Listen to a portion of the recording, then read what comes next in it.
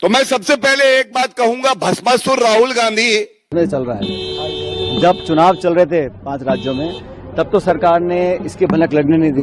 अब चुनाव के परिणाम आने के बाद लगातार डेली कितनी बार तो पेट्रोल डीजल दाम बढ़ गए हैं, एवरी डे रोज। राष्ट्रपति द्रौपदी मुर्मू ने राष्ट्रपति भवन में आयोजित एक भव्य समारोह में नागरिकों को उनके उत्कृष्ट योगदान के लिए 66 पद्म पुरस्कार प्रदान किए। इस कार्यक्रम में प्रधानमंत्री नरेंद्र मोदी और गृह मंत्री अमित शाह भी शामिल हुए। दिवंगत अभिनेता धर्मेंद्र को कला के क्षेत्र में मरणोपरांत सम्मानित किया गया। कांगो और युगांडा में इबोला वायरस का प्रकोप तेजी से बढ़ रहा है, जिससे अब तक 220 से अधिक संदिग्ध मौतें दर्ज की गई हैं। विश्व स्वास्थ्य संगठन की चेतावनी के बाद भारत में हाई अलर्ट घोषित किया गया है। स्वास्थ्य मंत्री जेपी नड्डा ने हवाई अड्डों और बंदरगाहों पर स्क्रीनिंग बढ़ाने के निर्देश दिए हैं। राहुल गांधी के इस बयान पर कि मोदी सरकार 1 साल में गिर जाएगी, बीजेपी भड़क गई है। बीजेपी प्रवक्ता गौरव भाटिया ने एक प्रेस कॉन्फ्रेंस में राहुल गांधी को भारतीय राजनीति का भस्मासुर और नकली गांधी करार दिया। उन्होंने दावा किया कि वैश्विक संकट के बीच पीएम मोदी के नेतृत्व में देश की अर्थव्यवस्था काफी मजबूत है। आप सबको ज्ञात होगा कि एक टूल किट मॉडल विध्वंसक, अराजक, अपरिपक्व, मूर्ख, वो राहुल गांधी की उपज है। ये जो सरकार है, जो मजबूती से देश की जनता की सेवा कर रही है, वो 1 साल में गिर जाएगी। तो मैं सबसे पहले एक बात कहूंगा, भस्मासुर राहुल गांधी, हमें नहीं पता था कि भस्मासुर अब एक ज्योतिष भी बन जाएंगे। मुलायम सिंह यादव के छोटे बेटे प्रतीक यादव की 13वीं के कार्यक्रम में मुख्यमंत्री योगी आदित्यनाथ अपर्णा यादव के आवास पहुंचे और श्रद्धांजलि दी। इस शोक सभा में सपा अध्यक्ष अखिलेश यादव, पत्नी डिंपल यादव, शिवपाल यादव सहित पूरा यादव परिवार मौजूद रहा। प्रतीक यादव का निधन 13 मई को फेफड़ों की बीमारी से हुआ था।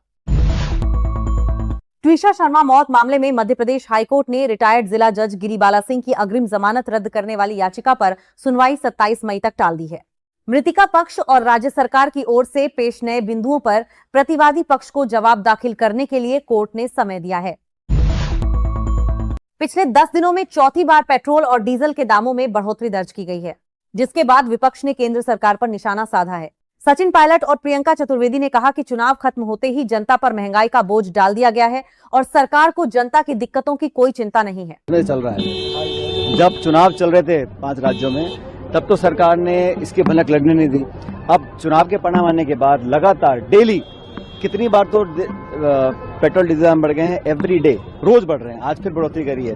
तो ये जो जनता पे बोझ डालना था, अगर पहले पता के करते तो क्या दिक्कत आती। लेकिन चुनाव के समय भाषण देना, अब कह रहे हैं कि बचत करनी है, खाने के तेल में कमी करनी है, सोना नहीं खरीदना, और पेट्रोल डीजल दाम बढ़ने से चौतरफा महंगा पड़ती है। मैं कहती आई हूँ कि हमें तब तक प्राइस राइज नहीं देखा जब तक इलेक्शंस चल रहे थे। इलेक्शन का फायदा भारतीय जनता पार्टी को मिला और उसके बाद लगातार जो प्राइसेस में बढ़ोतरी हो रही है वो दिख रहा है। अमेरिकी विदेश मंत्री मार्को रूबियो के भारत दौरे पर विदेश मंत्री एस जयशंकर ने साफ किया कि भारत के लिए इंडिया फर्स्ट सर्वोपरि है। प्रेस कॉन्फ्रेंस में जब पत्रकार ने डोनाल्ड ट्रंप द्वारा भारत को लेकर की गई टिप्पणियों पर सवाल पूछा तो रूबियो ने कहा कि दुनिया में हर जगह मूर्ख लोग होते हैं। जम्मू कश्मीर के गुलमर्ग गोंडोला में अचानक तकनीकी खराबी आने से केवल कार हवा में रुक गई, जिससे करीब 300 पर्यटक कैबिनों में फंस गए। इस घटना के बाद स्थानीय प्रशासन और रेस्क्यू टीमों ने तुरंत बचाव अभियान शुरू किया। मुख्यमंत्री उमर अब्दुल्ला ने कहा कि स्थिति नियंत्रण में है और सभी सुरक्षित हैं। नीट यूजी पेपर लीक मामले में सीबीआई ने बड़ा खुलासा करते हुए पुणे के एक स्कूल की प्रधानाचार्य मनीषा संजय हवलदार को गिरफ्तार किया है। आरोप है कि मनीषा ने पैसों के बदले छात्रों को परीक्षा के प्रश्न और सामग्री व्हाट्सएप और प्रिंट आउट के जरिए उपलब्ध कराई थी। फिलहाल वह सीबीआई की ट्रांजिट रिमांड पर है। महाराष्ट्र के धुले में मुंबई आगरा हाईवे पर देर रात एक डंपर अनियंत्रित होकर ट्रक पर पलट गया, जिसके बाद पीछे से आ रही एक प्राइवेट ट्रैवल्स बस भी उनसे टकरा गई। इस भीषण सड़क हादसे में 6 लोगों की मौत हो गई, जबकि कई लोग गंभीर रूप से घायल हो गए हैं। सीबीएसई द्वारा 1ली से 8वीं तक मैथिली भाषा को पाठ्यक्रम में शामिल करने पर बिहार के मुख्यमंत्री सम्राट चौधरी और बीजेपी विधायक संजय सरावगी ने प्रधानमंत्री का आभार जताया है। साथ ही उन्होंने संकेत दिया कि भोजपुरी भाषा को शामिल करने को लेकर भी काम चल रहा है। तो पाठ्यक्रम को शामिल किया। अटल जी ने मैथिली को संवैधानिक मान्यता दी थी। संविधान के 8वीं अनुसूची में अटल जी की सरकार ने डाली थी और जिसके कारण वो संवैधानिक मान्यता मिली। लगातार मिथिला के विकास के लिए, मैथिली भाषा के विकास के लिए। बिहार के जेडीयू विधायक अनंत सिंह को बड़ी राहत देते हुए एमपी एमएलए कोर्ट ने उनकी गिरफ्तारी पर रोक लगा दी है। गोपालगंज के मीरगंज थाने में एक सांस्कृतिक कार्यक्रम का वीडियो वायरल होने पर मामला दर्ज हुआ था, जिसमें कुछ लोग हथियार लहरा रहे थे।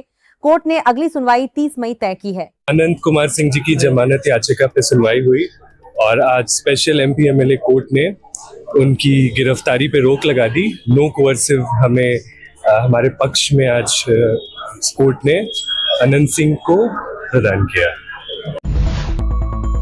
तो फिलहाल आज के लिए इतना ही। हाँ, और अभी तक अपने चैनल को सब्सक्राइब नहीं किया है तो वीडियो को लाइक कर चैनल सब्सक्राइब जरूर करें। मिलते हैं नेक्स्ट वीडियो में, तब तक के लिए जय हिंद, वंदे मातरम।